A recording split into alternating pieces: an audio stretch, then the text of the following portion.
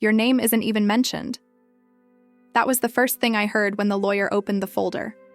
My lungs locked, my vision blurred. It felt like the world was tilting, like gravity itself was trying to crush me. The air in the room grew thick, suffocating. Every pair of eyes turned toward me, pity in some, curiosity in others.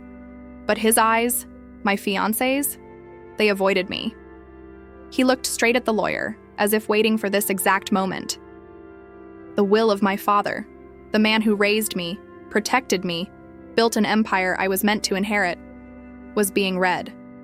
And yet, my name was missing. Each word the lawyer spoke cut deeper, like my existence had been erased. My fiancé squeezed my hand under the table. Cold, not comfort, not love, just control. He didn't turn to me, not once. His jaw clenched, his body tense, like he was bracing for something. Then came the knife through my heart. To my dear companion. The lawyer hesitated. The room fell silent. Then he spoke her name. Her.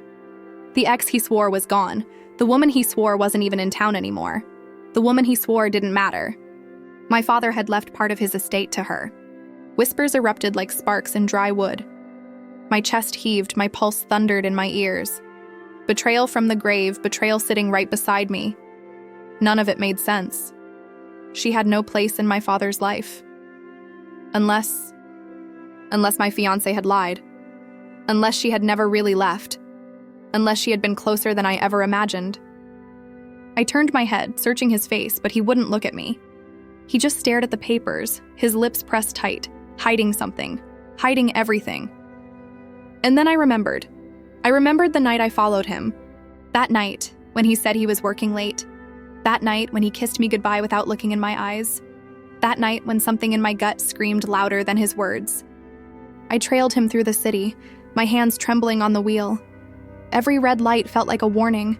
Every corner I turned made my stomach twist tighter. And then I saw him. I saw him walk into that place. I saw who was waiting for him. I saw the truth with my own eyes. Her, the ghost from his past, the shadow he swore was gone. They weren't strangers. They weren't enemies. They were partners.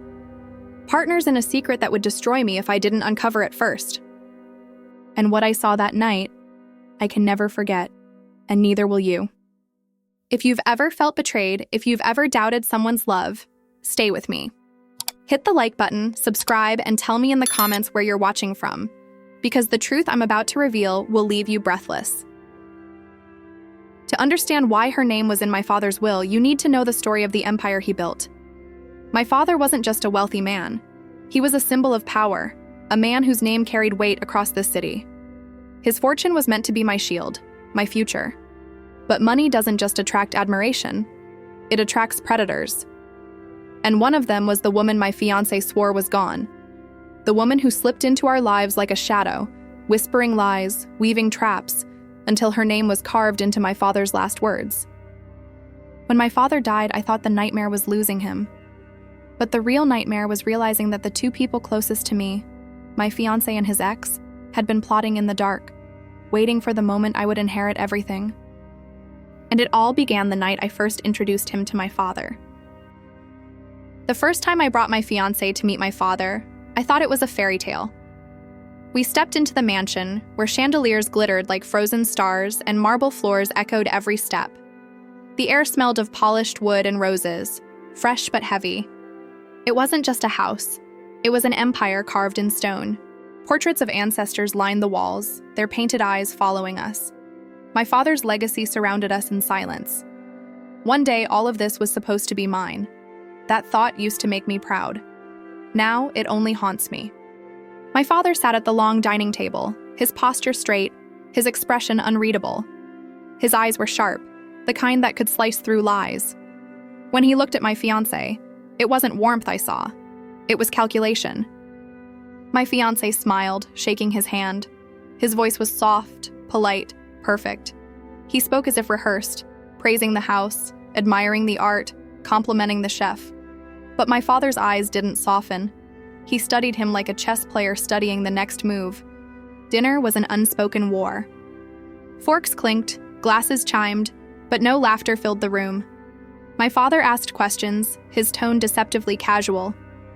"What do you do for work? What are your plans for the future?" My fiancé answered smoothly. Too smoothly. Every word felt polished, practiced. He had an answer for everything, but none of them sounded real. I noticed how my father's jaw tightened, how his fingers tapped lightly against the table, as though marking each false note. When the plates were cleared, the silence grew heavier. My fiancé reached for my hand, squeezing it under the table. His touch was firm, almost too firm, as if to remind me, play along, believe me. Later that night, as I walked my father to his study, I asked what he thought of him. My heart fluttered nervously, hoping for approval. My father stopped at the doorway, his hand on the knob. His face was calm, but his eyes were tired. "He wants something," my father said at last. His voice was low, steady, almost cold. "I don't know what yet, but be careful." I laughed nervously, brushing it off. "You're just being protective, Dad. He loves me." But my father didn't laugh. He only gave me a look, the kind of look you never forget, the kind that carries warning and love all at once. Then he closed the study door, leaving me in silence. I tried to bury his words. I convinced myself he was wrong, that my fiancé was different, that love would prove stronger than suspicion. But now, looking back, I realized my father already saw the truth I refused to see. He had seen the wolf wearing a mask, and I was the prey who thought she was safe. In the weeks after that dinner, life blurred into routine.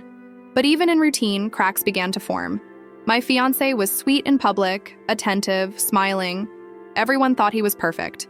But behind closed doors, the mask began to slip. He started spending more time on his phone. Long calls in the hallway, whispers I couldn't hear. At night, I would wake and find him sitting in the dark, the glow of his screen lighting his face. When I asked, he smiled. Work stuff. But the smile never reached his eyes. I wanted to believe him. I told myself love meant trust, but doubt crawled into my chest like poison. Every unanswered call, every late night, every excuse added weight to my suspicion. At family gatherings, I felt the whispers pressing against my back. My cousins asked if I was sure about him. My aunt warned me that money attracts liars. Friends hinted that some men marry fortunes, not hearts. I defended him every time. I told them he loved me, that he was different. But deep down, something felt wrong. One night during a family dinner at the mansion, I noticed him disappear. One moment he was by my side, the next he was gone. I slipped away quietly, following the sound of his footsteps down the corridor. The mansion was vast, and silence carried. I found him near the library, speaking softly on the phone. His tone was different, warmer, more intimate. His back was to me, but I caught fragments of words. Soon, she won't suspect anything. I promise. My breath hitched. I almost walked in, demanded the truth, but fear held me frozen. Fear of hearing what I already knew. Later, I confronted him. "Who were you talking to?" His eyes widened, just for a second before he smiled. "Business partner. You're imagining things." He kissed my forehead. His lips were cold. Days later, the confirmation came. It was late. He was in the shower. His phone lit up on the nightstand. I told myself not to look. That trust mattered. But my eyes betrayed me. A message glowed on the screen. 4 words that turned my blood to ice. Soon. When it's ours. My chest tightened.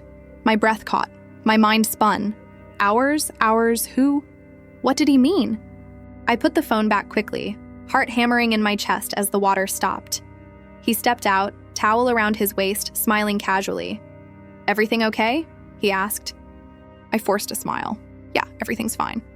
But inside, nothing was fine. The seed of betrayal had taken root, and it was growing fast. I couldn't sleep that night. I lay awake, staring at the ceiling, hearing those words again and again. When it's ours. That was when I realized the truth. Whatever game he was playing, I wasn't part of the team. I was the target. In the weeks after that dinner, life blurred into routine. But even in routine, cracks began to form. My fiancé was sweet in public, attentive, smiling. Everyone thought he was perfect. But behind closed doors, the mask began to slip. He started spending more time on his phone. Long calls in the hallway, whispers I couldn't hear. At night, I would wake and find him sitting in the dark, the glow of his screen lighting his face. When I asked, he smiled. Work stuff. But the smile never reached his eyes. I wanted to believe him. I told myself love meant trust, but doubt crawled into my chest like poison. Every unanswered call, every late night, every excuse added weight to my suspicion. At family gatherings, I felt the whispers pressing against my back. My cousins asked if I was sure about him. My aunt warned me that money attracts liars. Friends hinted that some men marry fortunes, not hearts. I defended him every time. I told them he loved me, that he was different. But deep down, something felt wrong. One night during a family dinner at the mansion, I noticed him disappear. One moment he was by my side, the next he was gone. I slipped away quietly, following the sound of his footsteps down the corridor. The mansion was vast, and silence carried. I found him near the library, speaking softly on the phone. His tone was different, warmer, more intimate. His back was to me, but I caught fragments of words. Soon, she won't suspect anything. I promise. My breath hitched. I almost walked in, demanded the truth, but fear held me frozen. Fear of hearing what I already knew. Later, I confronted him. Who were you talking to? His eyes widened, just for a second before he smiled. Business partner. You're imagining things. He kissed my forehead. His lips were cold. Days later, the confirmation came. It was late. He was in the shower. His phone lit up on the nightstand. I told myself not to look. That trust mattered. But my eyes betrayed me. A message glowed on the screen. 4 words that turned my blood to ice. Soon. When it's ours. My chest tightened. My breath caught. My mind spun. Ours? Ours? Who? What did he mean? I put the phone back quickly, heart hammering in my chest as the water stopped. He stepped out, towel around his waist, smiling casually. Everything okay? He asked. I forced a smile. Yeah, everything's fine. But inside, nothing was fine. The seed of betrayal had taken root, and it was growing fast. I couldn't sleep that night. I lay awake, staring at the ceiling, hearing those words again and again. When it's ours. That was when I realized the truth. Whatever game he was playing, I wasn't part of the team. I was the target. The next morning, I walked into the lawyer's office with shaking hands and a hollow chest. The air was cold, heavy with perfume and greed. My fiancé's family filled the room, their voices hushed, their eyes sharp. Everyone wanted a piece of my father's empire.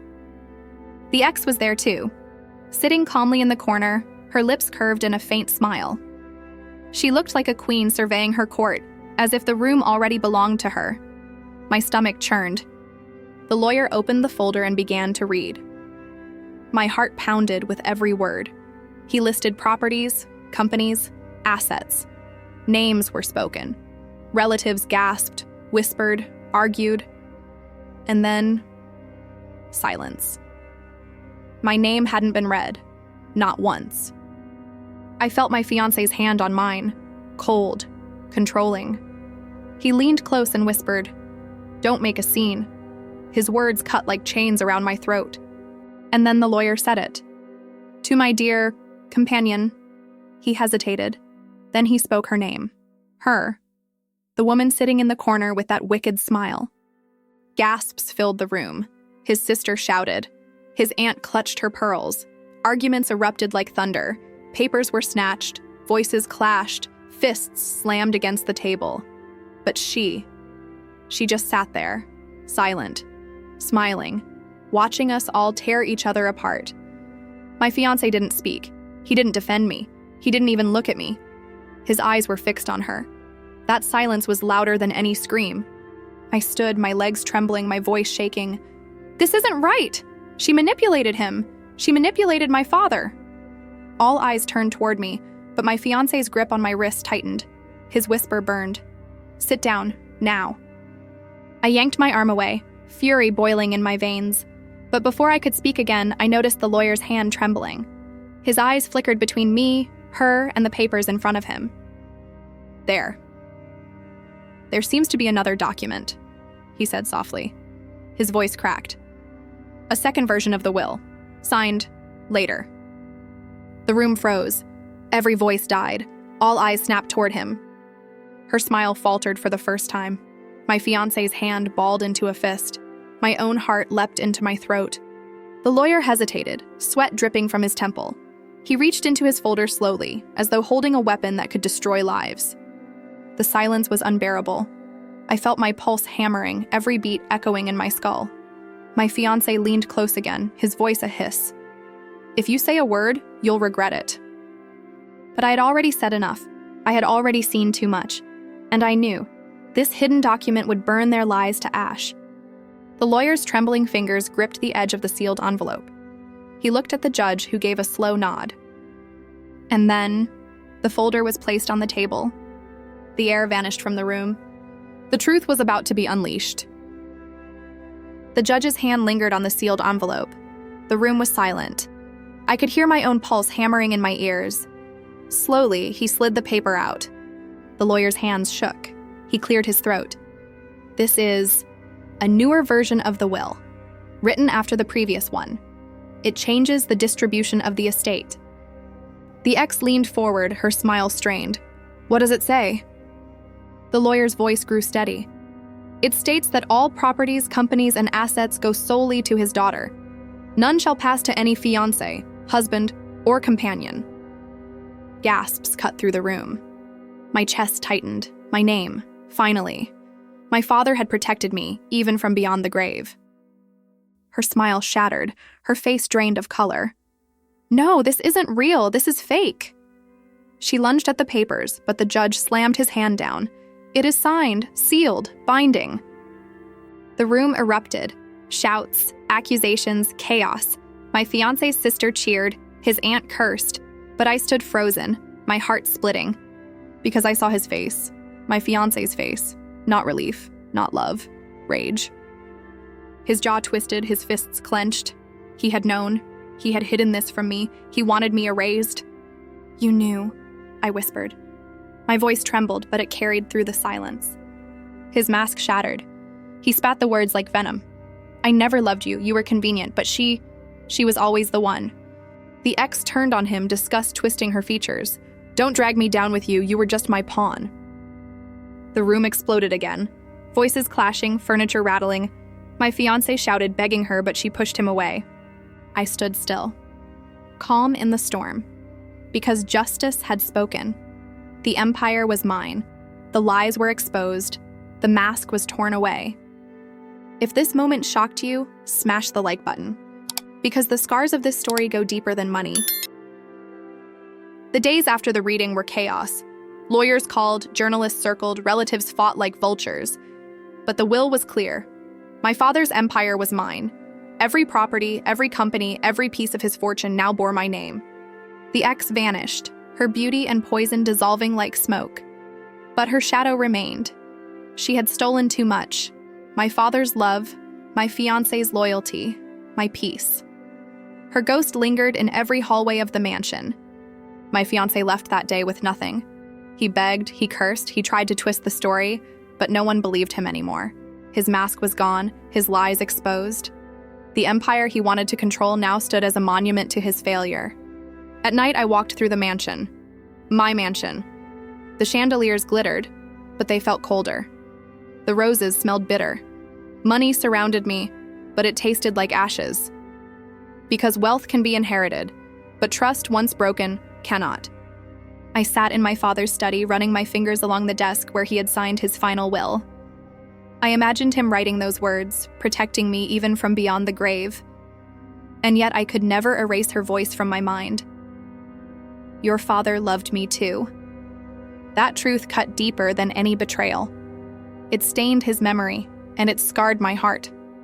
But even so, I chose to believe in the part of him that fought for me until the end. The part that gave me strength to stand here now. I was no longer the girl who defended lies, no longer the fiancé blinded by love. I was the heir, the survivor, the woman who walked through betrayal and came out unbroken. People say inheritances divide families, but betrayal destroys them completely. So I'll ask you, what would you do if you discovered your fiancé was only with you for your inheritance, while secretly sharing his bed with the woman your father once loved? Tell me in the comments where you're watching from.